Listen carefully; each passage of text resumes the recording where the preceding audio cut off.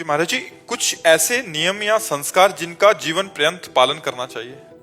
पहला, जब तक ब्याह न हो तब तक ब्रह्मचर्य, और जब ब्याह हो जाए तो अपनी पत्नी से ही केवल अनुराग। जीवन में कोई नशा न करे, जीवन में बेईमानी घूसखोरी न हो, जीवन में माता पिता कभी अपमान न करे, जीवन में कभी दूसरों को दुख न दे, नाम जप करे भगवत प्राप्ति हो जाएगी।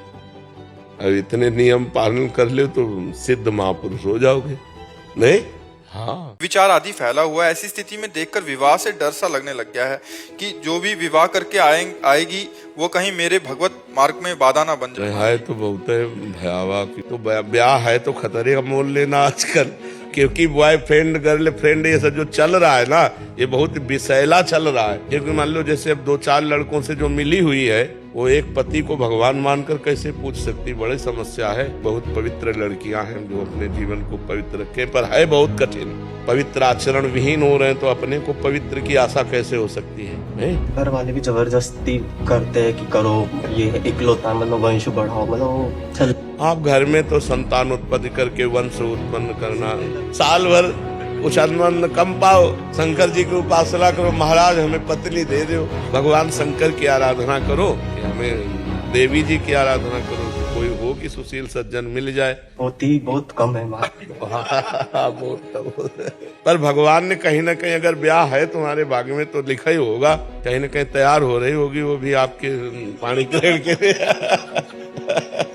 आपका जो प्रश्न है बहुत गंभीर प्रश्न है, क्योंकि स्कूलों में नए नए बच्चे जो थोड़ा अच्छे, वो भी मतलब भ्रष्ट मार्ग में जा रहे हैं, जैसे नशा करना, गर्लफ्रेंड बॉयफ्रेंड बनाकर व्यभिचार करना, ये सब बहुत गंदी बातें हो रही हैं हमारे देश में। पहले हमारे समय में तो था ही नहीं, गंदी भावनाएं नहीं थी। अब ये जब से मोबाइल चला ना, तब से गंदी भावना का बच्चों में सृजन हो गया, गंदी गंदी बातें। अब तो लिव इन रिलेशन भी चल गया है। वो तो और भी बुरा है महाराज जी। बिल्कुल बिल्कुल वो नहीं, ये हमारी भारतीय पद्धति नहीं। हमारे देश में तो इस बात का प्रमाण है कि एक बार जिससे हाथ मिला लिया, आजीवन उससे निर्वाह किया, कभी दूसरी की तरफ हाथ उठा के नहीं देखा। ये भारत है, ये भारत है, ये विदेश नहीं है कि आज उसके साथ कल उसके साथ, ऐसा नहीं है। बहुत गंदी बातें विदेश से आई हैं। अब पति को विश्वास नहीं, पत्नी के ऊपर पत्नी को विश्वास नहीं, पति के ऊपर एक घर में रह रहे हैं, अविश्वास से कैसा जीवन। तो आज का समय बहुत विचित्र है, बहुत विचित्र है। भगवान बचावे, किसी को चरित्रवान पति मिल जाए या चरित्रवान पत्नी मिल जाए तो बड़ी कृपा समझो भगवान के। नहीं तो आजकल देखो सब चरित्र विहीन हो रहे हैं, नए नए बच्चे विशेष।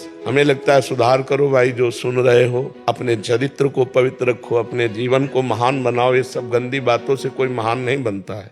समय को व्यर्थ नष्ट करते हैं मूर्ख लोग होते हैं। समय बड़ा कीमती है। देखो इतना समय कीमती है कि 50 वर्ष की कमाई हुई संपत्ति से 5 सेकेंड जीवन के नहीं खरीद सकते आप। मान लो आपका अंतिम समय हो और आप कह दें मैं 50 वर्ष की कमाई हुई संपत्ति देता हूँ, 5 श्वासें और बढ़ा दी जाए। ऐसी कीमती श्वासों को भगवान के भजन में न लगाकर व्यर्थ के चिंतन में, व्यर्थ के भाषण में, व्यर्थ की क्रियाओं में लगाया, कितने अफसोस की बात है। पर लोग इस बात का चिंतन नहीं करते। कुछ लोग तो समय काटने के लिए परेशान है, ये समय कटे कैसे। टीवी चला दो, प्रपंच की बातें करो, चलो उसके पास बैठ जाते हैं। और संत जन परेशान है कि समय नहीं मिलता। भजन साधन ऐसा लगता है कि सोने वाला चक्कर ही खत्म हो जाए, कि नींद ही ना आवे, रात दिन केवल भगवान का भजन करूं, उन्हीं के चरित्र सुनूं, उन्हीं के लिए नाचूं गाऊं रो। यदि अपनी संतान के द्वारा ही अपमान मिले तो संतान को तो कोई अपराध नहीं बनेगा ना। उसका तो नया कर्म बन नहीं रहा है, दुर्गति उसकी तो होगी। अगर अपने माता पिता को दंड दे रहा है तो माता पिता अपने पूर्व कर्म को भोग रहे हैं और वो नया कर्म कर रहा है। अपने माता पिता को धर्म विरुद्ध आचरण करके दुख दे रहा है तो उसकी दुर्गति तो होगी। समझ पा रहे? इसके लिए क्या कर सकते हैं प्रभु? भगवान से प्रार्थना करो कि उसकी बुद्धि शुद्ध हो, नाम जप करके उसको दीजिए।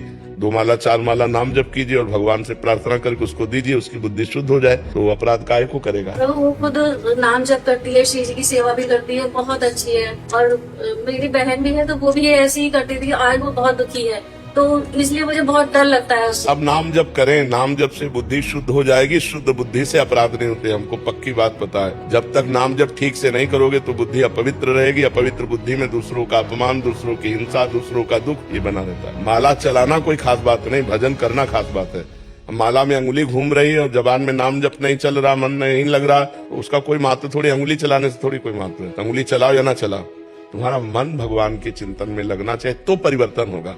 अब बाहर उंगली चल रही है, हाथ की क्रिया हो रही है, मन संसार का चिंतन कर रहा है और जबान से आपका नाम नहीं चल रहा, तो व्यर्थ का माला चलाना। केवल माला घूमने से भगवान की प्राप्ति नहीं होती। एक मन का लिया राधा, सामने राधा नाम दिखाई दे, फिर दूसरा राधा राधा। थोड़ा भजन भी बहुत लाभ देगा। ऐसे करके देखो, भजन करने से बुद्धि शुद्ध होती है और शुद्ध बुद्धि में इतनी क्षमता होती है कि वो दूसरों को दुख दे ही नहीं सकता, उसका हृदय इतना कोमल हो जाता है।